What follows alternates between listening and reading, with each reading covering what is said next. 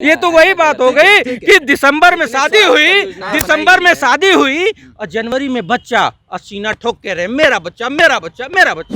बात कर रहे थे अरे तट पे और कोर्ट पे बात कर रहे थे। अभी ये बोले कि मेरी सरकार थी, उन्होंने सरकार ने इंडस्ट्रीज बनाई। गुजरात, राजकोट, अहमदाबाद ये केंद्र रहा है पूरे भारत के लोगों को वहाँ जाके नौकरी करने का। देखिए ये तो धींगा मुश्ती है। आम आदमी पार्टी और बीजेपी ये दोनों एक ही थाली के दो चट्टे बट्टे। दूसरा ये बात जो कह रहे हैं रुक जाइए, अबे बात पूरी कर लेनी चाहिए। ये मोरबी का जो पुल गिरा है सरकार बदल दो, नहीं तो पूरा गुजरात डूबे। जो घड़ी बनाने वाला व्यक्ति है उसको तुमने पुल बनाने का ठेका दे दिया। सारे लोग क्या किसी नशे में बैठे थे? जी के आने के बाद हमारे इस उत्तर प्रदेश में इंडस्ट्रियों का बढ़ावा हुआ है, जिससे अब जाके हमारे लोग यहाँ टिकने लगे हैं। आपको जानकारी है, मुझे जानकारी नहीं है भाई। मान लिया आपको जानकारी है, आप 10 इंडस्ट्री बताइए। दोस्तों नमस्कार, और आप देख रहे हैं न्यूज़ पैकेट और आप लोगों के साथ लेप। आपको बता दें कि प्रधानमंत्री नरेंद्र मोदी के गृह राज्य में बहुत बड़ा दर्दनाक हादसा हुआ।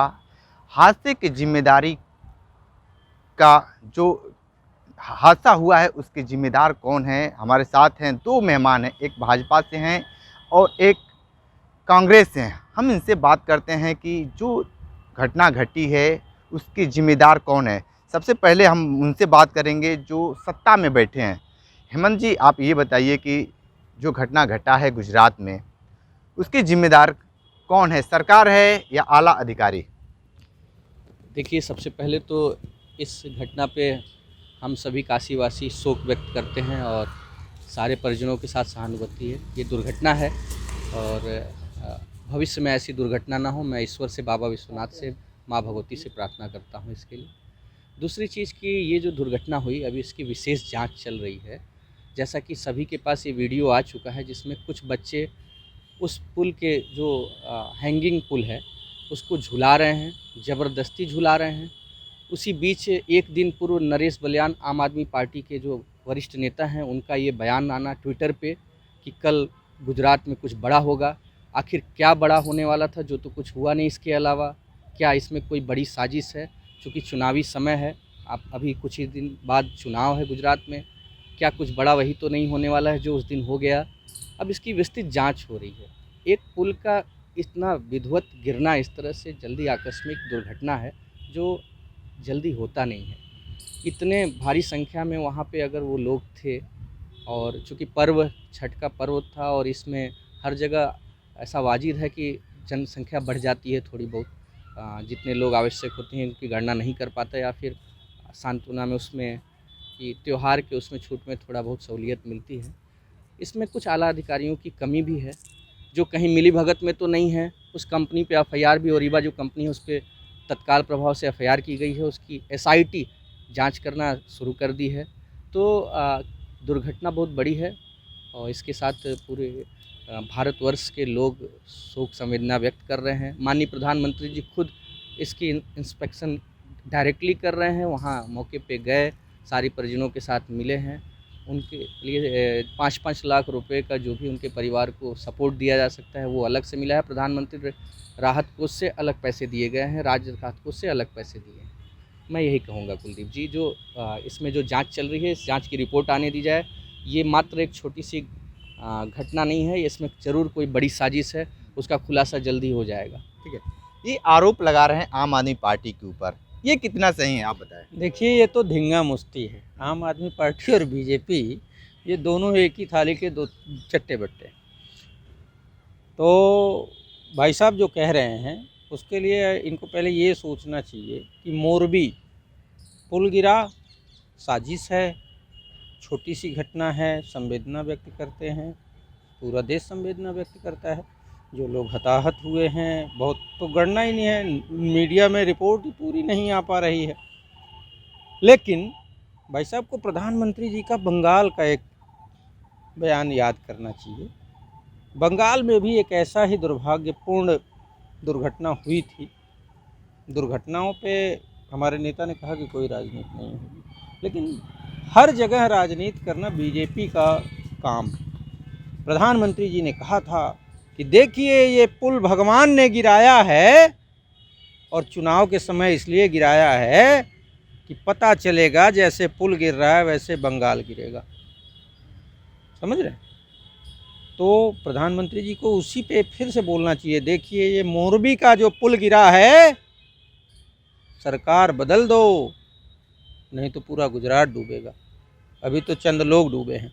भाई साहब एक बात कह रहे थे कि नहीं, वो पर्व में बहुत लोग, उस पुल को मरम्मत के लिए जब बंद किया गया तो ठेका किसको दिया गया? अजंता जो घड़ी है उसकी सिस्टर कंसर्नी फर्म है, जो घड़ी बनाने वाला व्यक्ति है उसको तुमने पुल बनाने का ठेका दे दिया। एक गलती, ये सरकार और प्रशासनिक लोगों की कमी है। ठीक है। दूसरी चीज़, जब तक उसका फिटनेस टेस्ट बाकी चीज़ें सर्टिफिकेशन नहीं हो गया था, ज़बरदस्ती खोल दिया गया। किसी प्रशासनिक अधिकारी को ये पता नहीं था? सारे लोग क्या किसी नशे में बैठे थे? सत्ता सरकार बताए, क्या वो नशे में थे कि पुल खोल दिया गया? और बात को जवाब दे दीजिए। देखिए, घटनाएं होती रहती हैं। शायद इनको मैं याद दिला दूं कि अभी कुछ दिन पूर्व अलवर में एक रेप कांड हुआ था और बहुत बवाल हुआ। तो अब ये इनकी सरकार में हुआ, इनकी सरकार है राजस्थान में। अब ये कहेंगे कि उसकी जांच में पाया गया कि रेप कांड हुआ है। सुनिए, अब ये समय चीज़ देंगे आपको। अब ये कहेंगे कि नहीं तो ये मेरी एकमात्र बात संयोग सुनिए। हो गया, हाँ। ये एक्ट ऑफ गॉड है, ऐसा नहीं है। वहाँ रेप कांड हुआ, आपकी सरकार पूरे सर्वे में पिछले 4 वर्षों में सबसे ज़्यादा भारत में सड़क दुर्घटना राजस्थान में हुई है। प्रतिदिन दुर्घटनाओं का 968 नंबर्स के साथ। अब जैसी ऐसी घटनाओं पे अगर आप उस तरह की टिप्पणी, जो राजनीतिक टिप्पणी करेंगे, तो वो चुनावी समय में हर पार्टी करती है। अरविंद केजरीवाल जैसे अभी इस पे बहुत सी ज़्यादा चीज़ें बोल रहे हैं, घड़ी बनाने वाली कंपनी है उसकी, ये सारी जांचें जो हैं अगर उस कंपनी को दी गई है तो ये नीचे तबके के जो अफसर हैं उन पे गाज बहुत लंबी गिरेगी और भविष्य में ऐसी कंपनियां नप भी जा रही हैं और नप रही हैं। प्रधानमंत्री के इस काल में सबको पता है कि कोई अगर लापरवाह रहा है तो वो कड़ी से कड़ी सज़ा भुगता है। तो इसके लिए हम संतुष्ट हैं अपने प्रधानमंत्री से और वहाँ भी जांच बड़ी होगी। अभी कुछ दिन पूर्व आपको पता होगा कि दिल्ली सरकार में झुग्गियों में आग लग गई थी, जिसमें लगभग 70 से 80 झुग्गियाँ जल गईं और लगभग 20-25 आदमी मर गए। क्या वो केजरीवाल सरकार की गलती नहीं थी? आग लगना गलती नहीं है? तो ऐसे विषयों पे किसी भी सरकार में ऐसी दुर्घटनाएं होती हैं तो उसकी जांच पूर्ण, जैसे आपने बताया कि बंगाल में जो गिरा था, बंगाल में पुल अगर गलती से गिरा था तो माननीय प्रधानमंत्री जी ने अपने भाषण में उस बात को कहा और उसकी जांच हुई, उसमें जांच में दोषी पाया गया। हाँ, बताएं क्या कर रहे हैं? देखिए, ऐसा है कि बंगाल में पुल गिरा तो वो गलती थी, सरकार की कमी थी, सरकार का दोष था। गुजरात में हुआ तो नहीं भाई, गुजरात तो मेरा राज्य है, वहाँ मैं नहीं बोलूँगा। और ऐसा है कि गुजरात के उस पुल का जो ठेकेदार है मरम्मत करने वाला, उसके साथ मोदी जी की फ़ोटो वायरल हुई और जब 1 दिन बाद वो गए अस्पताल में हताहत लोगों से मिलने, उनके परिजनों से मिलने, तो वहाँ रंगाई पुताई की गई पहले कि राजा साहब आ रहे हैं। ये राजतंत्र नहीं है। आरोप क्यों लगाते हैं? देखिए, राजा कोई भी साहब- राजा जाएगा या प्रधानमंत्री जाए, प्रधानमंत्री की बात है, वहाँ पे धुलाई रंगाई पोताई होती है, चाहे कोई भी सरकार हो। आप सिर्फ आरोप क्यों लगाते रहे हैं? नहीं, ये असंवेदनशीलता है, संवेदनहीनता है। जो जहाँ एक तरफ लाशें बिछी हुई हैं, जहाँ हताहत लोगों को इलाज प्रॉपर नहीं मिल पा रहा है, वहाँ सरकार क्या कर रही है? राजा के स्वागत के लिए रंगाई पुताई साज सज्जा कर रही है। गलत बात तो है। ये हाँ, बताइए गलत क्या कर रहे हैं? BBC इसमें का ये इनकी पूरी रिपोर्ट- गलती है कि सरकार द्वारा उचित समय पे NDRF की टीम, सारा पूरी पुलिस प्रशासन, जितना चिकित्सा विभाग है, सारे बड़े मंत्री, खुद मुख्यमंत्री महोदय, सब लोग लग के और अस्पताल में उचित सुविधा चल रही है, क्योंकि इसका डायरेक्टली रिपोर्टिंग टीवी पे आ रहा है और आप सब लोग देख रहे हैं, लाइव चल रहा है। टीवी पे रिपोर्टिंग और आया, उसी उसमें टीवी पे रिपोर्टिंग आया कि पहले पेशेंट्स को वैसे एज यूजुअल रखा गया था और जब प्रधानमंत्री का कार्यक्रम लगा तो वो गद्दे, जो पुराने फटे पुराने गद्दे थे, उसको बदल के नए गद्दे लगाए गए, नए इस बात बेडशीट पे मैं रुकूंगा। इनको पता होना चाहिए कि जब ये खुद चिल्ला के बोल रहे हैं कि माननीय प्रधानमंत्री जी का क्षेत्र है वो, गुजरात जो है उनके पुराना क्षेत्र रहा है और अभी भी वर्तमान में उनका क्षेत्र है वो, तो वो जब उनको सबको पता है कि वो आने ही वाले हैं तो वो बदल क्या देगा? वो तो पहले से ही एक्टिव रहेगा। क्या उसको समझ नहीं है प्रशासन को कि अगर प्रधानमंत्री यहाँ आ सकते हैं? वो तो खुद ही एक्टिव रहेगा। इसमें ऐसा सब बिल्कुल, बातें ये बिल्कुल, लोग हाँ, चुनावी क्या वो कह बना रहे रहे हैं। नहीं, बिल्कुल जो गद्दे बदले जा रहे थे और पहले क्या थे बाद में क्या हुए उसकी मीडिया रिपोर्ट्स है, मीडिया में वीडियो आए हैं और ये जो कह रहे हैं वो बिल्कुल गलत कह रहे हैं। दूसरी एक बात और ये कह रहे थे कि अलवर में रेप, अरे आपके यूपी में विधायक रेप करता है 2 साल तक उसके ऊपर एफआईआर नहीं करती है सरकार और उसका आज पूरा परिवार समाप्त हो चुका है, तब आपने एक्टिंग किया है उस पर कार्रवाई करने की। 2.5 साल तक क्या करते रहे? 2 बार वो बताएं, पीड़ित। मैं इनको याद दिलाना चाहूँगा कि अगर ये विधायक की बात कर रहे हैं तो इनको पता है माननीय पी चिदम्बरम जी क्या थे इनकी सरकार। इनकी सरकार में पी चिदम्बरम जी क्या थे इनको भी पता होगा और आप पत्रकार महोदय को भी पता है। जब ऐसा आदमी इतना बड़ा कांड इनकी सरकार में करके कर रहे हैं, क्या कांड? बताइए क्या क्या कांड था? नहीं, सरकार इनकी सरकार में क्या सरकार कोर्ट में कुछ साबित नहीं कर पाती है। जबरिया पुलिस प्रशासन ईडी सीबीआई का दुरुपयोग करके जबरिया अभी अरेस्ट भी- करती अभी भी है वो चल रहा है, और अभी भी उन पे छोड़ वो दिया। बेल पे हैं, मजबूरी अभी भी वो चल हुई रहा है। कि इनको ये भी छोड़ना पता होना पड़ा। चाहिए कि इनके आप बताइए माननीय क्या राहुल साबित गांधी आपने जी और किया? सोनिया गांधी जी भी बेल पे हैं। इनको ये भी पता होना चाहिए। ऐसा ये है बातों कि को ना उठाएं। माननीय गृह मंत्री जी भी पेरोल पे थे, माननीय गृह मंत्री जी तड़ी पार थे, तो इसका क्या मतलब है? आपने सत्ता का दुरुपयोग किया, आप ये बता दो ना। अच्छा एक चीज बता दीजिए, गुजरात में विकास हुआ है कि नहीं, स्वच्छता है या नहीं? देखिए इसी मॉडल पे तो पूरा देश से इनके भी कुछ लोग गुजरात में ही क्यों एक्टिव हैं, लगे हैं कि हमें वहाँ सत्ता मिल जाए। इतनी ज़्यादा डेवलपमेंट पूरे इस भारतवर्ष में सबसे ज़्यादा गुजरात में है। चूँकि देखिए गुजरात जो है वो एक पोर्ट के किनारे का वो राज्य है जहाँ से हम विदेशी इंपोर्ट एक्सपोर्ट्स को जोड़ते हैं और बहुत तेरे इंटरनेशनल व्यापार वहाँ से होते हैं और लोग बहुत क्रिएटिव हैं। वहाँ इंडस्ट्रियलिस्ट बहुत अच्छे हैं, इंडस्ट्रीज़ ज़्यादा सेटअप हैं, मॉडर्नाइज डेवलप्ड स्टेट है। अगर आप जाएंगे तो व्यापारिक परिदृष्टि से और पूरे भारत की वित्तीय व्यवस्था में फिनेंशियल सपोर्ट जो है उस राज्य से मिलता है। स्वच्छता के उसमें आप कभी भी चले जाओ, मैं तो कई बार गया हूँ और पूरे भारतवर्ष में कहूँगा लाइव हमेशा दिखता रहता है। जितना स्वच्छ आपको गुजरात मिलेगा उतना स्वच्छ आपको कोई सिटी नहीं मिलेगा। हाँ, और भी सिटी है आपको मैं बता दूं कि भाई साहब की थोड़ी जानकारी कमज़ोर है। मैं पिछले महीने 15 दिन में गुजरात के ग्रामीण क्षेत्रों में ये घूमा। प्रश्न क्यों करते हैं कि नहीं कमजोर है? हो सकता है कि वो आपके तर्क अभी आगे दे सकते अरे हैं। वो देंगे तर्क, हाँ। देंगे, हम भी सुनेंगे।